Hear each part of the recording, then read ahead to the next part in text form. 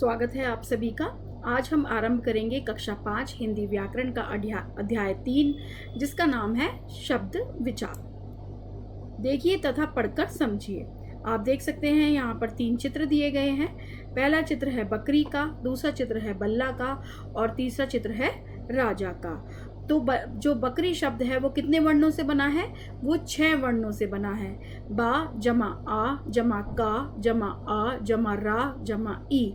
ऐसे ही बल्ला शब्द जो है वो कितने वर्णों से बना है? 5 वर्णों से बना है। बा जमा आ जमा ला जमा आ बल्ला। और राजा शब्द बना है 4 वर्णों से। रा जमा आ जमा जा जमा आ बराबर किसके हुआ? राजा।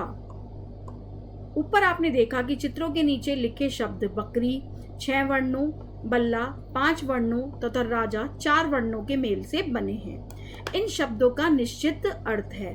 तो ये जो भी वर्ण है वो मिलाकर एक निश्चित शब्द बना रहे हैं जिसका एक कुछ ना कुछ अर्थ जरूर है। अतः स्पष्ट है कि वर्णों के सार्थक मेल को हम क्या कहते हैं? शब्द कहते हैं। अब हम पढ़ेंगे शब्दों के भेद के बारे में। शब्दों के भेद। हिंदी भाषा में शब्दों के भेद 4 आधार पर किए जाते हैं। अर्थ के आधार पर, उत्पत्ति के आधार पर, रचना के आधार पर और प्रयोग के आधार पर। तो पहले हम पढ़ेंगे अर्थ के आधार पर शब्द। अर्थ के आधार पर शब्दों को 2 भागों में बांटा गया है, सार्थक शब्द और निरर्थक शब्द। तो जैसे कि इनका नाम बता रहा है सार्थक। सार्थक का मतलब उसका कुछ ना कुछ जरूर अर्थ होगा और निरर्थक जिन शब्दों का कोई भी अर्थ नहीं होगा। तो विस्तार से पढ़ेंगे। पहला, सार्थक शब्द। जिन शब्दों का कोई निश्चित अर्थ निकलता है उन्हें हम सार्थक शब्द कहते हैं, जैसे आदमी, मेज, पुस्तक, माता पिता, शेर आदि। और निरर्थक शब्द क्या होते हैं? जो शब्द सार्थक शब्दों के साथ प्राय जोड़े बनाने के लिए प्रयोग में लाए जाएं परंतु उनका कोई अर्थ ना निकले, उन्हें निरर्थक शब्द कहते हैं। जैसे हम अपनी आम भाषा में इस्तेमाल करते हैं, प्रयोग करते हैं, जैसे पानी वानी लाओ, पर वानी का कोई भी अर्थ नहीं है, वो एक निरर्थक शब्द है। महल वहल में राजा रहता है। तो ये हम सिर्फ अपनी जो हम भाषा बोल रहे हैं उसमें कभी कभी कुछ लोग ही उपयोग करते हैं इस तरीके के शब्दों का, पर वहल का कोई भी अर्थ नहीं है। इसके मतलब क्या है कि वो एक निरर्थक शब्द है। रोटी वोटी आदि। दूसरा देखेंगे हम शब्दों को किस तरीके से बांटा गया है। उत्पत्ति के आधार पर शब्द। उत्पत्ति के आधार पर शब्द के निम्नलिखित भेद होते हैं। कितने भेद हैं? 5 भेद हैं।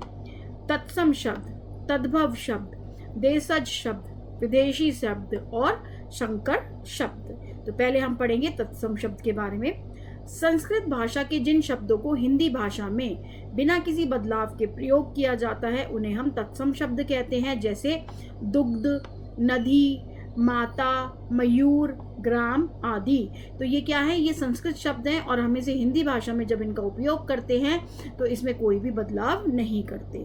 और तद्भव शब्द क्या होते हैं? संस्कृत भाषा के जिन शब्दों को हिंदी में उनके परिवर्तित रूप के साथ प्रयोग किया जाता है उन्हें हम तद्भव कहते हैं। जैसे जो मोर है उसका तत्सम शब्द क्या है? मयूर। तो हमने मयूर की जगह मयूर उपयोग ना करके मोर किया है, तो हमने क्या किया? उसको परिवर्तन कर दिया। संस्कृत शब्द भाषा के शब्दों को हिंदी में परिवर्तन कर दिया। जैसे अग्नि है, एक संस्कृत शब्द है और उसको हमने क्या प्रयोग किया? आग। तो ये कहलाते हैं हमारे तद्भव शब्द। फिर आता है देशज शब्द। ऐसे शब्द जिन्हें भारत की प्रांतीय भाषा से लिया गया है उन्हें हम देशज शब्द कहते हैं, जैसे जूता, ईंट, लोहा, भिंडी, पापड़, खिड़की, पगड़ी आदि। तो ये विभिन्न प्रांत से हमने इन भाषाओं से ये शब्दों को लिया गया है, इन्हें हम देशज शब्द कहते हैं। फिर आता है विदेशी शब्द। ऐसे शब्द जिन्हें अन्य देशों की भाषाओं से लिया गया है और इनका प्रयोग हिंदी में किया जाता है तो उन्हें हम विदेशी शब्द कहते हैं, जैसे स्कूल, कार, डॉक्टर, औरत, मकान, दुकान, कुर्ता, काजू, तोप, जुर्माना आदि। फिर आते हैं संकर शब्द। जो शब्द 2 भाषाओं के मिश्रण से बने हैं उन्हें हम संकर शब्द कहते हैं। 2 भाषाओं मतलब वो अंग्रेजी और हिंदी भी हो सकती है, अंग्रेजी और संस्कृत भी हो सकती है, हिंदी और संस्कृत भी हो सकती है, पर वो कोई ना कोई अर्थ वाला शब्द बनाएगी तो इसको हम क्या कहते हैं, संकर शब्द कहते हैं, जो दो भाषाओं के मिश्रण से बनता है। जैसे मोटर, गाड़ी में मोटर क्या है, एक अंग्रेजी शब्द है, और गाड़ी क्या है, हिंदी शब्द है। टिकट घर में टिकट क्या है, एक अंग्रेजी शब्द है, और घर क्या है, एक हिंदी शब्द है। अब हम देखेंगे तीसरा हमने किस आधार पर किया है, रचना के आधार पर शब्द। रचना के आधार पर शब्द तीन प्रकार के होते हैं, रूढ़ शब्द, यौगिक शब्द और योग रूढ़ शब्द। तो पहले हम पढ़ेंगे रूढ़ शब्द। ऐसे शब्द जिनके टुकड़े करने पर उनका कोई अर्थ नहीं निकलता, तो उन्हें रूढ़ शब्द कहते हैं। उदाहरण से समझेंगे, जैसे फूल है, तो फूल को हमने अगर आधा कर दिया, टुकड़ा कर दिया उसका, तो क्या बनेगा, फू ला। तो उसका ना तो फू का कोई मतलब है और ना ही ला का कोई अर्थ है।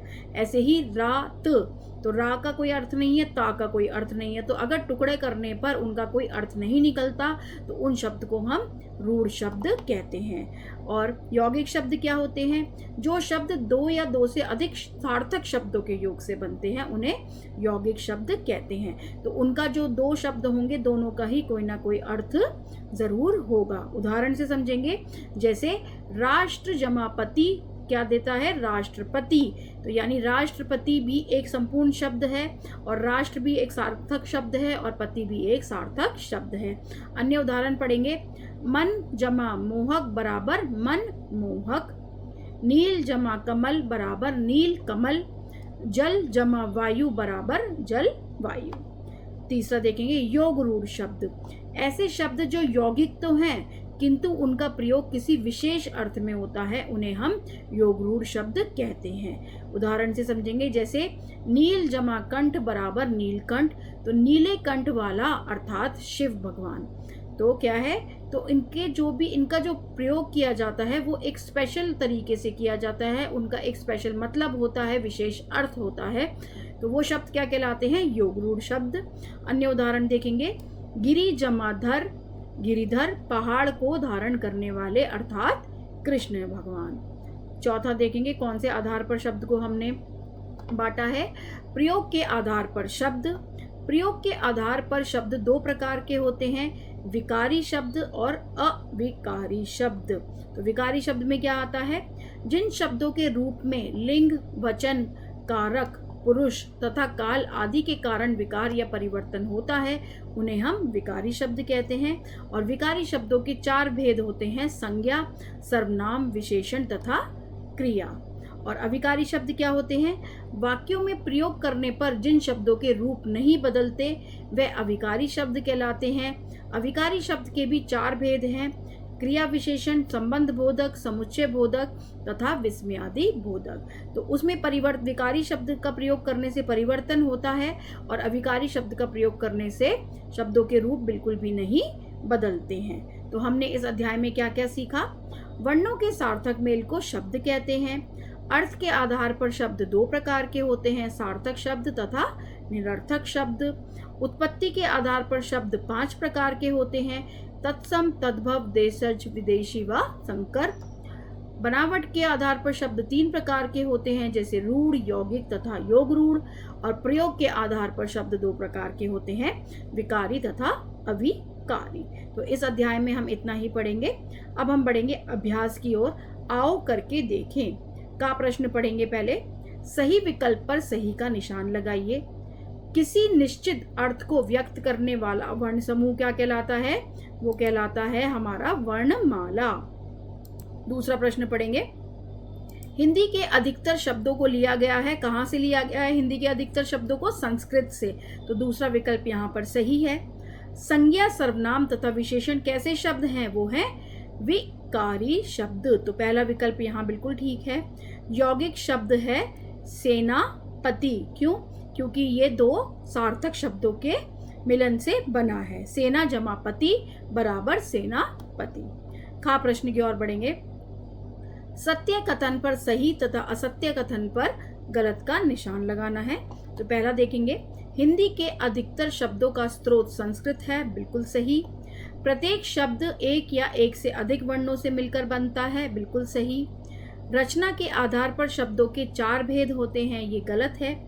चक्रधर एवं एक योग रूढ़ शब्द है, ये बिल्कुल सही है। चक्र धारण करने वाला चक्रधर कहलाते हैं। स्टेशन एक संकर शब्द है, नहीं, ये गलत है। आगे पढ़ेंगे गा प्रश्न की ओर। दिए गए शब्दों को उनके सही स्थान पर लिखिए। तत्सम में लिखना है आपको और तद्भव में लिखना है। हमने जो तद्भव शब्द हैं उनको हमने यहाँ पर पीले रंग से मार्क कर दिया है, तो आप यहाँ पर रिक्त स्थान में लिखेंगे। और तत्सम शब्द यानी जो संस्कृत भाषा में प्रयोग किए जाने वाले शब्द और जब हम हिंदी में उनका प्रयोग करते हैं तो हम उसको इसी तरीके से प्रयोग करते हैं, उनमें कोई भी बदलाव नहीं लाते हैं। जैसे दुग्ध, अग्नि, सर्प, मयूर, अश्व, स्वर्ण, ये सब क्या है? ये सब तत्सम शब्द हैं, यानी संस्कृत भाषा के शब्द हैं। और तद्भव शब्द क्या है? नदी, गांव, आँख, गधा, शाम और मुंह, ये सब क्या है? तद्भव शब्द। तो पीले रंग से जो हमने मार्क किए हैं वो तद्भव शब्द हैं, तो आपको यहाँ पर रिक्त स्थान में लिखने हैं। घा प्रश्न की ओर पढ़ेंगे। निम्नलिखित का मिलान कीजिए। जो विकारी शब्द होते हैं तो वो क्या है? यहाँ पर सपना, सपने, सपनों। अविकारी शब्द क्या है? कहाँ, अब, अंदर। तत्सम शब्द कौन से हैं इसमें से? तत्सम शब्द हैं दुग्ध और मयूर, और तद्भव शब्द हैं दूध और मोर। डा प्रश्न की ओर बढ़ेंगे। दिए गए शब्दों के विशेष अर्थ लिखने हैं आपको। गजानन, हाथी के जैसे चेहरे वाला, तो वो क्या है? वो भगवान गणेश। चतुर्भुज, चार भुजाओं वाले, तो वो कौन है? वो है विष्णु भगवान। गिरिधर, पहाड़ को धारण करने वाले अर्थात कृष्ण भगवान। चक्रधर, चक्र धारण करने वाले अर्थात विष्णु भगवान। चा प्रश्न की ओर बढ़ेंगे। निम्नलिखित प्रश्नों के उत्तर दीजिए। शब्द की परिभाषा उदाहरण सहित लिखिए। वर्णों के सार्थक मेल को हम क्या कहते हैं? शब्द कहते हैं। तो यहाँ पर आप कुछ भी शब्द लिख सकते हैं। आम, बंदर, केला, बकरी, राजा, कुछ भी आप यहाँ पर लिख सकते हैं उदाहरण में। शब्दों को कितने आधार पर बांटा गया है? शब्दों को 4 आधार पर बांटा गया है। अर्थ के आधार पर, उत्पत्ति के आधार पर, रचना के आधार पर और प्रयोग के आधार पर। फिर तीसरा प्रश्न देखेंगे। आपको सार्थक तथा निरर्थक शब्द में अंतर बताना है। ये आप पृष्ठ 14 से देखेंगे। यहाँ पर सार्थक तथा निरर्थक शब्द बताएंगे। तो यहाँ से देखेंगे आप। सार्थक शब्द, जिन शब्दों का कोई निश्चित अर्थ निकलता है उन्हें हम सार्थक शब्द कहते हैं। जैसे आदमी, मेज, पुस्तक, माता पिता, शेर आदि। तो यहाँ से आप लिखेंगे इसको, सार्थक शब्द को और निरर्थक शब्द को। तो यहाँ से इसका उत्तर लिखेंगे आप। फिर आगे बढ़ेंगे। कौन सा प्रश्न पढ़ेंगे आप? प्रश्न नंबर 4।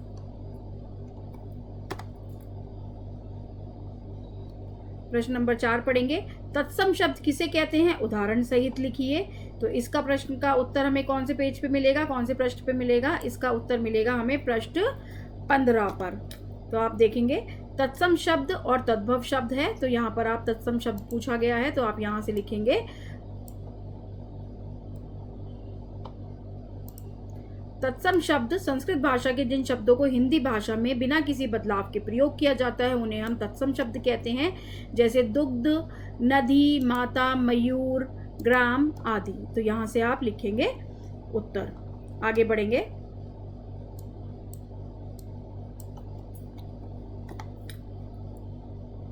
उदाहरण भी आपको लिखना है सबका। फिर आता है आखिरी प्रश्न हमारा, विकारी शब्द किसे कहते हैं? उदाहरण सहित लिखिए। तो यहाँ पर आप देखेंगे प्रश्न नंबर 16 से देखेंगे इसको। विकारी शब्द जिन शब्दों के रूप में लिंग, वचन, कारक, पुरुष तथा काल आदि के कारण विकार या परिवर्तन होता है उन्हें हम विकारी शब्द कहते हैं। विकारी शब्दों के 4 भेद हैं, संज्ञा, सर्वनाम, विशेषण तथा क्रिया। तो यहाँ पर आपको उदाहरण भी लिखना है, उनके भेद भी लिखने हैं। तो विकारी शब्द में हम यही पढ़ेंगे। 5वां प्रश्न था ये हमारा। अब हम करेंगे आओ कुछ करें। निम्नलिखित शब्दों को उनके सही वर्ग में लिखना है। तो यहाँ पर 3 वर्ग दिए गए हैं, रूढ़, यौगिक और योग रूढ़। तो हमने आपको क्या बताया था? रूढ़ में क्या होता है कि अगर हम उसके टुकड़े कर दें तो उसका कोई भी अर्थ नहीं निकलता है शब्द का। तो इसमें से देखिए ये है गरीब, हाथी, ट्रेन, तोता। जो भी लाल रंग से मार्क हुए हैं वो हैं रूढ़ शब्द। फिर आता है यौगिक आप देख सकते हैं जो हमने बताया है यहाँ पर, राष्ट्रपिता, पुस्तक प्लस आल्य, पुस्तकालय, 4 पाई। तो ये क्या है? यौगिक शब्द हैं। फिर आता है योग रूढ़ जो विशेष अर्थ बताते हैं, जैसे कि लंबोदर, नीलकंठ और दशानन। तो ये आपको यहाँ पे हम देखेंगे, आपको हमने क्या बताया है कि ये कौन से शब्द हैं, योग रूढ़ शब्द है जिनका एक विशेष अर्थ निकलता है। तो पार्ट 3 में हम इतना ही पढ़ेंगे। आशा करती हूँ आप सभी को बहुत अच्छे से समझ आया होगा। बहुत बहुत धन्यवाद।